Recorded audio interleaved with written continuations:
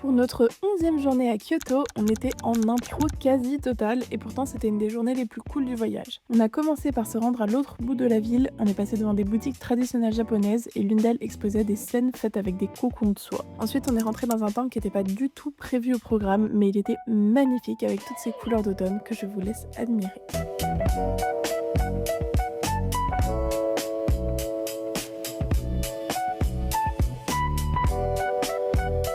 Et là, surprise, une forêt de bambous bien plus paisible que celle de l'autre jour. Il y avait des milliers de statues commémoratives en pierre et une légère obsession pour les tanuki.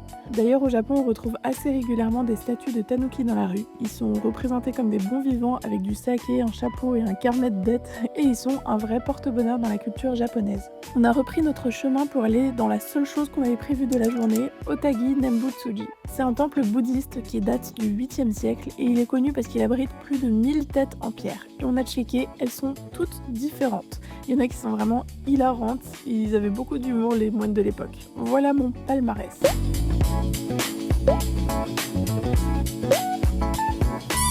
Au-delà des statues, le cadre est vraiment magnifique. Par contre, il faut venir tôt parce que le temps qu'on parte, il y avait déjà une queue de folie pour entrer dans le lieu.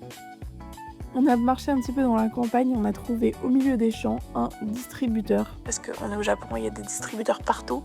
À l'aller, on était passé à côté de ce temple, alors on s'est dit qu'on pouvait aller le visiter et on a super bien fait. Déjà, il y avait personne et le temple en soi était magnifique. Il était situé dans un jardin vraiment trop beau. On aurait dit Giverny Made in Japan avec un étang, une pagode, des nénuphars et oh, surprise, encore une forêt de bambous.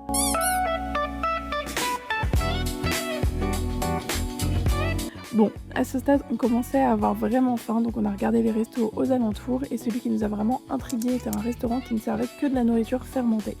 Au menu, des prunes, du maquereau, du yuzu fermenté et du miso bien entendu, et même le dessert était fermenté. On s'est vraiment régalé. Mais attention, la journée n'est pas terminée. On est allé dans un magasin de laine, Walnut, où j'ai trouvé mon bonheur pour me tricoter un beau petit pull bien coloré. Ensuite, passage obligatoire par le Pokémon Center où Ryan était super content de retrouver ces petites créatures de quand il était petit. Même pas si petit d'ailleurs. Comme on avait un peu peur du monde, on a attendu qu'il fasse plus nuit pour aller à Fushimi Inari, ce sanctuaire avec toutes les torii. Alors je pense que c'est en effet plus beau la journée, mais on a quand même eu une atmosphère assez magique. On a même vu un chat, ce qui m'a surpris d'ailleurs parce qu'on n'en a pas croisé beaucoup au Japon. Et pour dîner, petit passage au combini et on a mangé dans notre chambre. Bonne nuit, à demain! Et bonne petite salade. J'ai pas commencé.